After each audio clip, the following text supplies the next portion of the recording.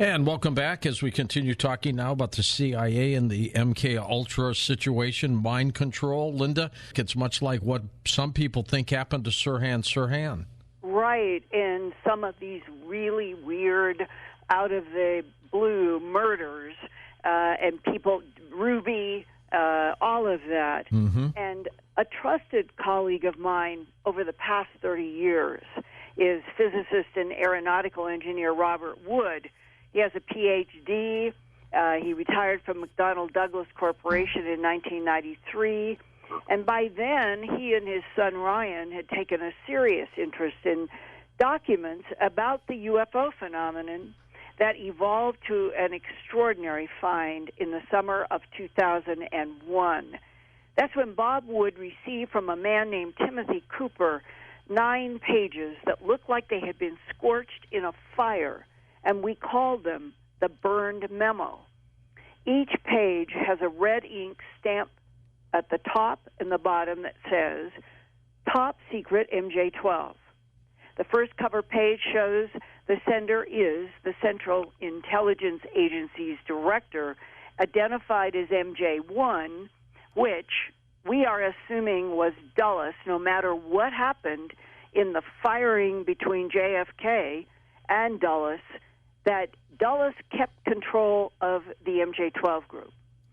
And no date is shown, but the President of the United States is referred to as Lancer, which was John F. Kennedy's code name with the Secret Service. Mm-hmm, that's right. So the timeline was between 1961 to 1963, before the November 22nd, 1963 assassination.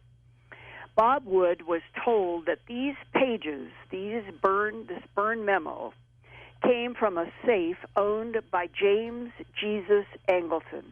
He was director of CIA counterintelligence from 1954 to 1974. Allegedly, after James Angleton died on May 12, 1987, the document leaker said he pulled the 9-page memorandum from a fire that was burning up Angleton's most sensitive MJ-12 secret files in a fireplace. The first attachment, tab A, states, quote, in the likely event that the subject of unidentified flying objects or unconventional aerial weapons is a subject matter under discussion with the chief executive, which would have been President Kennedy, under no circumstances should a member suggest or by inference that the subject of unidentified flying objects is classified as a national security threat, close quote. And then when you jump to tab G, that scorched page clearly shows in all caps a CI for counterintelligence, a stamp that was used by Angleton. And it's above the titles on this page. Draft, directive regarding biological weapons. The entire text states, quote, designated MJ projects should be held in readiness to perform spike and house cleaning, all caps. Operations in major population centers in the event conventional methods are not satisfactory. Specialists from MK Ultra and Artichoke, all caps, are hereby activated to conduct domestic, all caps. Wikipedia says a memorandum by CIA strategist Richard Helms to CIA Director Alan Welsh Dulles on April 20th, 1953, indicated that Artichoke and Project MK Ultra had the goal to, quote, get control of an individual to the point where he will do our bidding against his will and even kill himself, close quote. Recently, John Greenwald received more on Project Artichoke in his ongoing FOIA battle with the CIA. So now John continues his interview with me from his office in Castaic, California. John, in your current batch of MKUltra documents, here is one called Memorandum Project Artichoke. It is about the study or use of special interrogation methods and techniques to include the use of drugs and chemicals, hypnosis, and total isolation that is a form of psychological harassment. The program Artichoke has information that prior to 1952, the Office of CIA Security had studied the use of drugs and chemicals and mind control going back almost to the beginning of the CIA's inception on September 18, 1947, by President Harry S. Truman. The Artichoke Memorandum goes on and says the project before Artichoke was Bluebird, and Bluebird was drugs and hypnosis being tested by the CIA all the way back to 1949 to 1950. And what today, John, at the end of 2018, are they doing that we know nothing about? And that's the big question, because when you see documents like this, and Bluebird and Artichoke did come out in the 77 hearing. I believe the Department of the Army was doing some research also in the Navy. It wasn't quite like MK Ultra, but they were starting to do defensive research on if a Soviet officer or agency was to capture one of our people, what could they extract? Because to a point, that was part of what mind control was. Bringing down those morals, bringing down the training, bringing down the ability to say, hey, no, I'm not going to talk to you, get into their mind and extract whatever they want. The CIA caught wind of that very early, and they started taking a lot of that research. It's believed that before the CIA really funded things like MK Ultra, they were starting to take Department of the Army research and realized, hey, this isn't just something we can do for defense. We can do it for offense. We can capture those agents and we can collect that intelligence. We can get all of that. And so Artichoke, Bluebird, MK Ultra, Delta, Naomi, all of them, the laundry list of programs that they did. Now, fast forward. Granted, the documents are destroyed, and granted, the CIA says that they have never had an interest in this, that they don't do this research. But look at what they also say about the documents themselves and what I can disprove. And look at how much they're covering up on this stuff that's 6-7 decades old. If they're doing that to cover up 60, 70 years ago what the agency was doing, and if it puts a black eye on the agency, fine, get it all out there, put it out in the open. The NSA's still around. Edward Snowden put a black eye on them, but they didn't go anywhere, and they're probably still doing the same stuff that Snowden revealed. And so I think the same thing is true here. And yet they are still pushing hard to cover up 60, 70 years ago. It begs to ask the question, what are you guys doing now? Because they obviously don't care about honesty, don't care about laws. That's just history. That's just what they do. And so it begs for all of us to ask that question. If they are pushing back this hard on information from 60, 70 years ago, what are they doing now? Who are they working with? And the other thing, too, is you had pointed out some of the universities and pharmaceutical companies and so on. That's a prime example of hiding it in plain sight, to where in some cases, not all, but in some cases, these universities did not realize that the research that they were doing was playing a much bigger role in a much grander project like MK Ultra. They didn't know that that's what they were doing. So the CIA, they were kind of farming out certain aspects of the research to this university or that university, and none of them knew that they were all essentially working for the same program. And yet that's how the CIA was able to get away with this, creating those front companies to work with universities and make all of that make sense. So now scientists are going home. They just think they're working at some university or they got a research grant. But the minute they make their reports or they make their discoveries, that is then taken by the CIA and put into a much grander, sinister plan. Sounds conspiratorial and like a Hollywood blockbuster film, but that is exactly what was revealed in the congressional testimony, in the Senate hearing, and ultimately what these documents reveal, that they were reaching out to the private sector, trying to get people outside of the agency to contribute their knowledge, their intelligence, and play a part in a much grander picture. And those letters that black out who it's from and who it's to make it very challenging to put some of those pieces together. But we can see some of their objectives, and those objectives were frightening. And where it came down to funding and cover mechanism, that means how are they going to cover up whatever the expenditure is to transfer funds? There were a lot of these called sterile checks. You find that term throughout all these documents. Sterile checks must mean that nobody could ever trace it back to the originator of the funding. They have used institutions upon institutions to channel money and get to a point where they could build a Georgetown Medical Center, but it's actually CIA MK Ultra money in the first place. Yeah. And what's key about these documents in this era is that the Freedom of Information Act did not exist when this was going on. It was passed in the Senate in 65 and the House in 66, and it was signed into law by Johnson on July 4th, 1966. That is years and years after these documents, these paper trails were essentially in the CIA archives that really did put the black eye on that agency.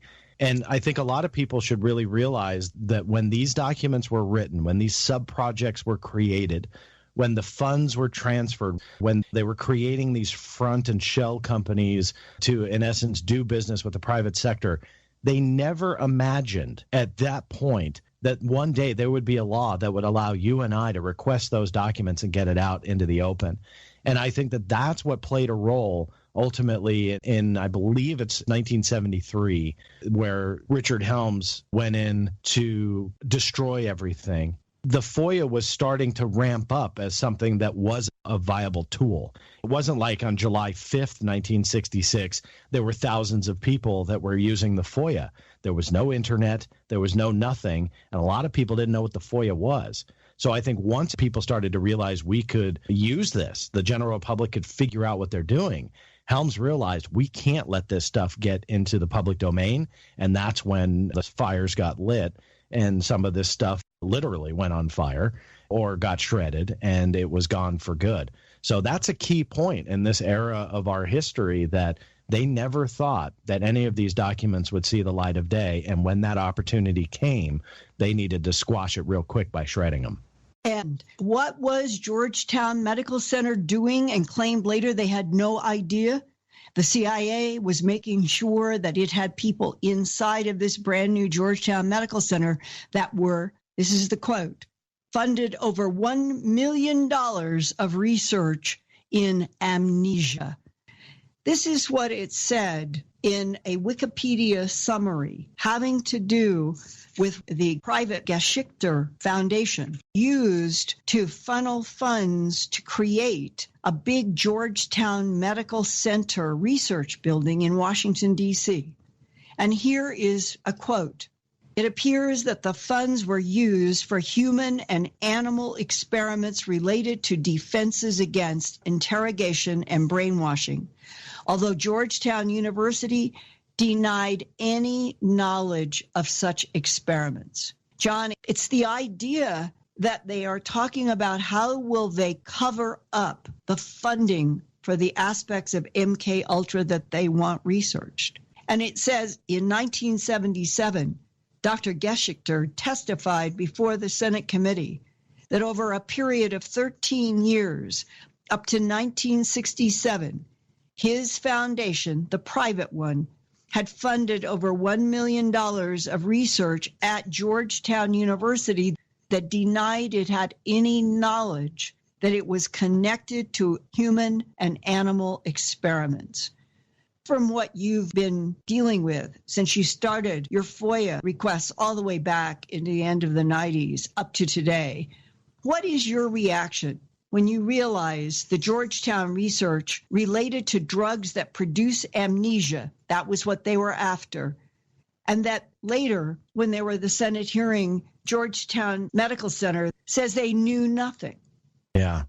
My reaction to that is I'm not surprised, because when these funds were getting funneled into these universities, some, it's believed, had knowledge of what they were doing and what projects that they had a hand in.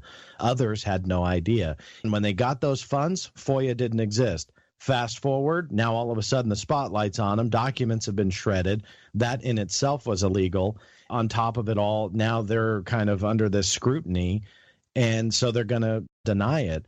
What's interesting about the documents when it comes to the research on animals is you realize that was not just confined to one university, but they were doing experiments on animals with drugs, trying to manipulate the brain. They were doing that all over the place, and they were doing that throughout many, many years.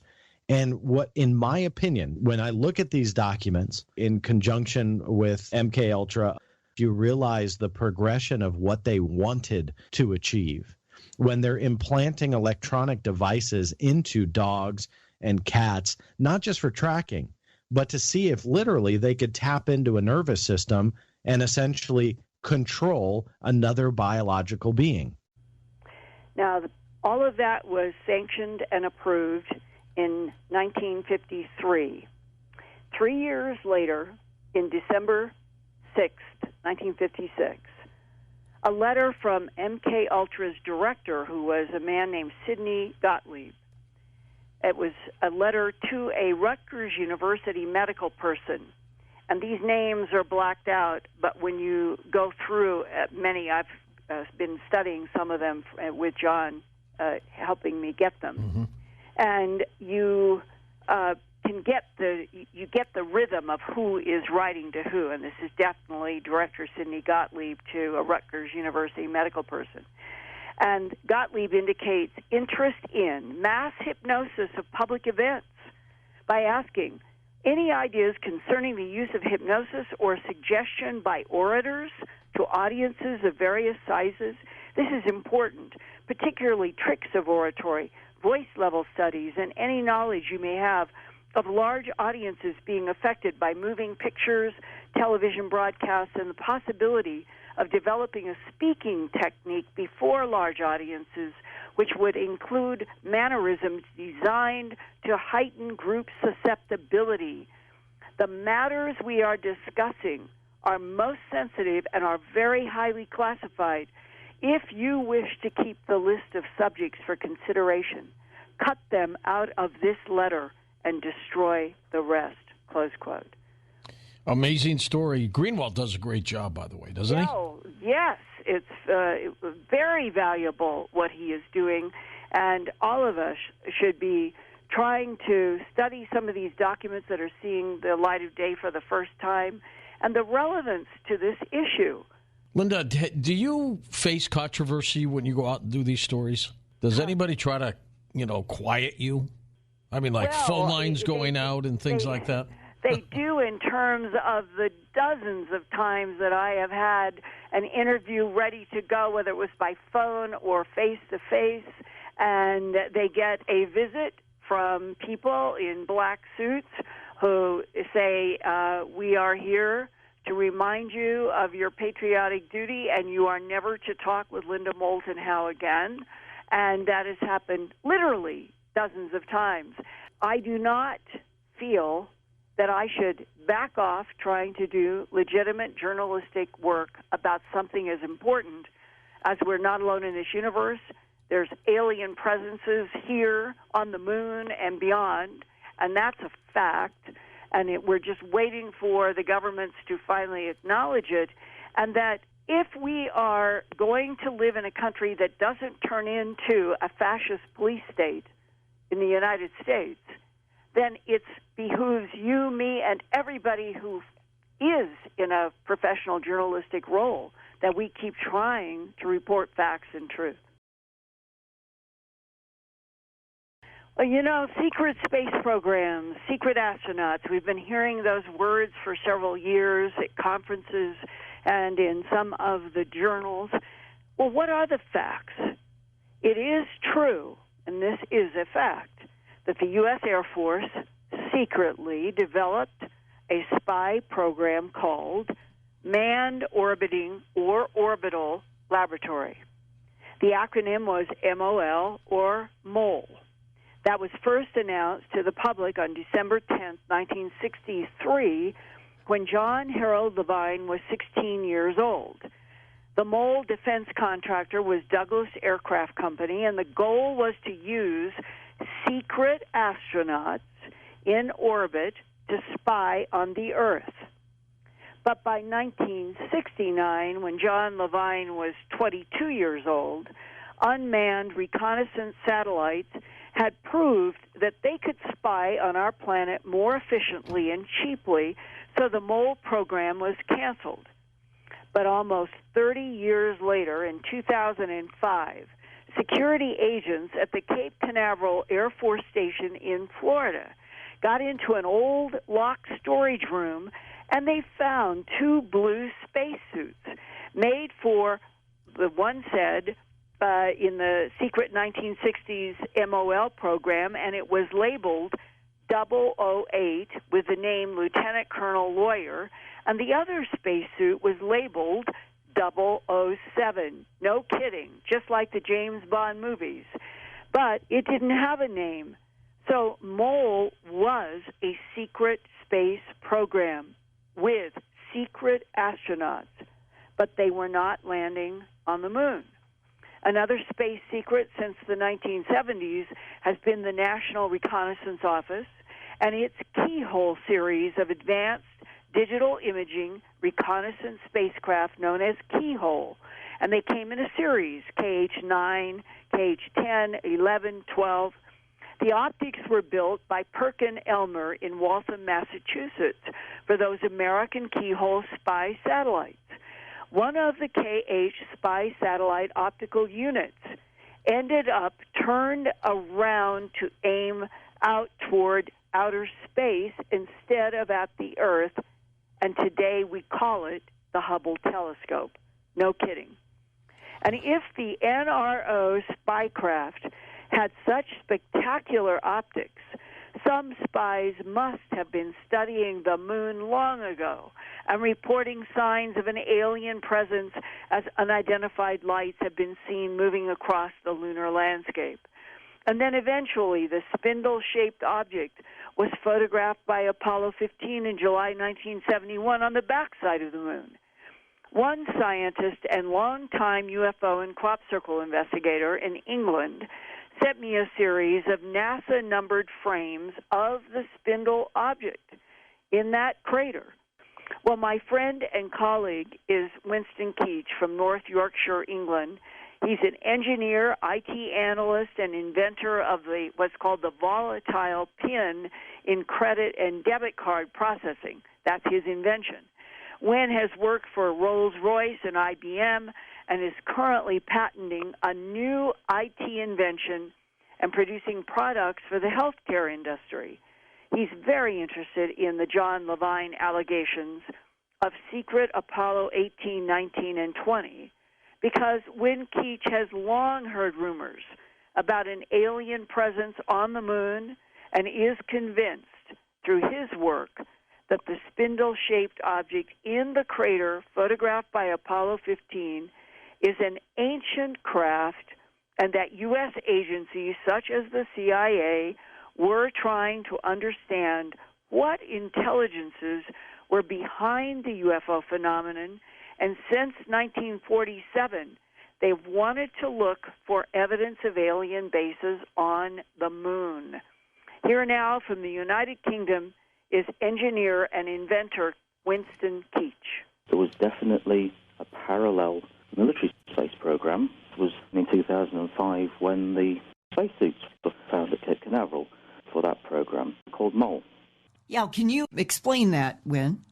Yes, there was a program called Mole, MOL, which was being used for reconnaissance over the Soviet Union. And this was a program which used Titan rockets launched from Vandenberg. And in fact, I have in front of me a Wired article that goes back to June 3rd, 2005, about the discovery that NASA had a manned orbiting laboratory program, the MOL, a secret NASA program with secret astronaut suits for secret people that were not discovered until the 2005 time frame. Yes, that's absolutely correct. Having denied for years that there was a parallel space flight project. In 2005, they found a locked room which had some of the suits from that project. You wrote, the crews for the MOL missions are listed, but I don't see John Levine on that list. That doesn't mean he wasn't part of it, but does indicate that he was not publicly acknowledged MOL.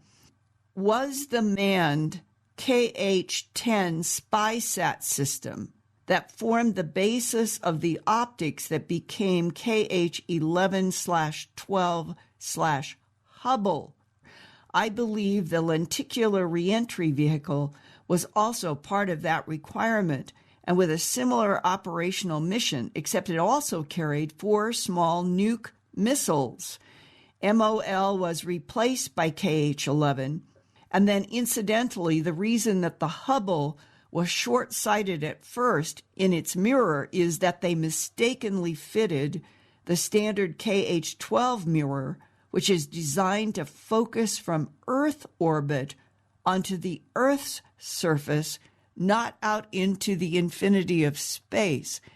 Can you break this down? This seems important information in relationship to secret space operations, secret NASA operations, secret telescopes, and secret astronauts. Yes. In the 70s and 80s, we were in the height of the Cold War.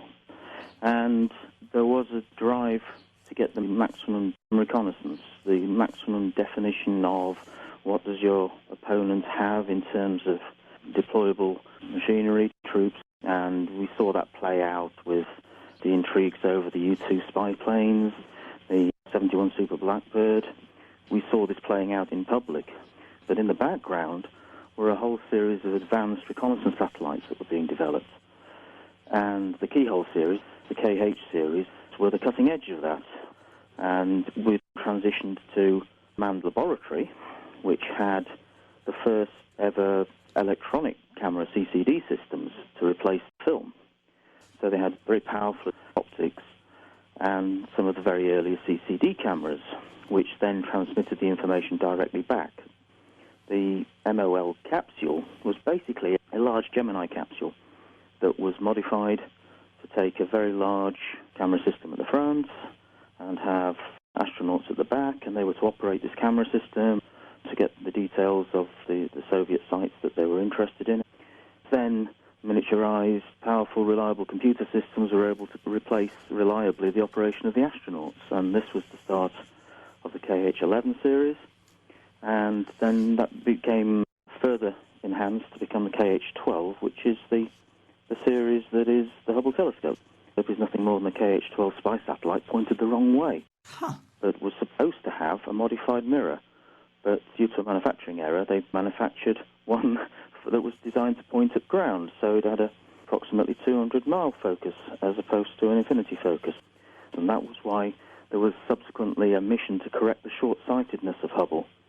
So you're saying that the Hubble Telescope grew out of secret spy missions that involved the very first camera CCD transmissions from an orbiting satellite down to the Earth for spying, replacing things like the U-2 mission, and that this means that the whole development of things like the telescope, the Hubble, was related to secret programs that were spy programs that would have included a secret NASA program. Absolutely. Hubble is repurposed out-of-date technology from the Keyhole program. The fact that you have a telescope that can see to the far reaches of our universe shows the power of these telescopes and how they were superb pieces of engineering, and that they would have been very, very protected in terms of their technology and their capabilities, because if you can imagine, if the public is aware of the Hubble, then what was the capability of the system that replaced it? And the answer is significantly better. KH stood for Keyhole. Yes, the electronic camera system series were Keyhole. With KH-12, it's possible to read from orbit the writing on a baseball. when, if it's true that the Hubble Telescope is turning around a KH 11 to 12 to look out into space instead of from satellite orbit down to the surface of the Earth, then you can also say that part of the KH program may have been to be secretly studying the moon, looking for an alien presence that I have been told that the United States government knew that there was an alien presence on the moon in the 50s. And then when Lieutenant Colonel Philip J. Corso wrote his book the day after Roswell that came out in July of 97 on the 50th anniversary of the UFO crashes in Roswell, and he put in the book the Project Horizon that had been so top secret in the 50s, 60s, having to do with the study of the moon, because he said privately, we knew there was an alien presence on the moon then. I think it's likely. The whole 1980s development of the Star Wars SDI project, publicly put forward as a system for shooting down ICBMs coming up out of the Soviet Union. But what was SDI really about? And the answer is, I'm quite certain, it was designed to point the other way. It was about things incoming from outside. Right. Part of that would be, so you need the longest range alert of something that's coming in. So this is why you would want to point something like Hubble into the distance, because you want to see something that's coming in. And to study the moon. That would have provoked NASA to get to the backside of the moon. Absolutely. We seem to have had the capability to go there in the 1960s with the Saturn V. And then, of course, Horizon was based upon that. So if we haven't got a observation base up there, the only reason can be that there is something that doesn't want us there. And that may be the real reason behind these subsequent missions, if they occurred. John Levine said he knew that he had memory wipes more than once in order to control his information. Can you elaborate on this concept of using hypnosis and chemicals for memory wipes, memory replacement? Yes, the MK Ultra system has been available since the 1960s. If you read Kathy O'Brien's excellent book, she even states that in the 1970s, when she was being programmed, she was taken to NASA sites for some of the programming, which may have a bearing on this. Also, methods that we use are largely trauma-based. There tend to be failures of some of the programmings, personality bubbles that had been created, which contained the memories locked away, suddenly started merging and reintegrating, and then the memories started coming back. And that's certainly what this chap is describing. Previously unobtainable personality fragments that had been put into him and programmed. And by removing memories, you can add memories of things that never happened in the external reality. And you can also remove things that happened and you experienced in the external reality that you don't want anybody to know about. So all those things are possible, and they are very well documented now. And that John Levine could be like the Manchurian Candidate that was a movie decades ago. He could be. That's exactly the kind of mind programming that people were subjected to in those days. And it could be that he is simply the information patsy. He's set up to release this information in a soft fashion in a way that may cause controversy, but may get the information out there to the point that it can't be redacted from the record, in the same way that in the American law courts, for instance, they call it muddying the pool. So they will come out with something that is outrageously wrong as an accusation to the person that's on trial. And then the judge will say, strike that from the record because that is nonsense, okay? But once it's been put out there, the jury can't unhear it. So they are then influenced by being exposed to it. So it may be the same. This may be something that puts out the information, but because even if it's disinformation, there will be a certain amount of real information there. And once it's out, it can't be unheard. It's out there, it's on the record. So it serves a purpose, and it serves as a stepping stone to getting a fuller understanding of the story. And I think only when we get the hard facts will we ever know. And that could be difficult.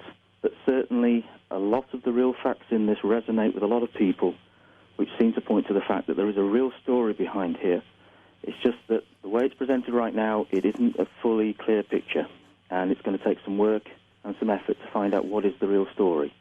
And I think when we find the real story, we're probably going to be amazed.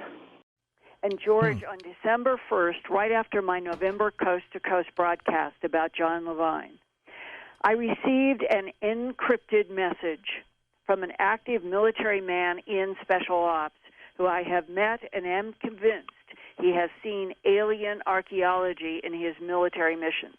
This is what he wrote to me. Quote, "We are indeed in conflict with various alien beings, some of which are cybernetic. We continue to lose many good men to this quiet conflict. Different types of alien craft have been located on Earth, the Moon, and on Mars. Some we still cannot penetrate or board. We have made headway in replicating such advanced technologies by reverse engineering. As you can imagine, there is so much more and various serious events still being kept from the public. As you know, the alien capabilities, abilities for mind control and communication, and technology are far superior to us, and they are stealthy and scary. And frankly, it is often difficult to discern who you might be dealing with due to the different alien capabilities," close quote.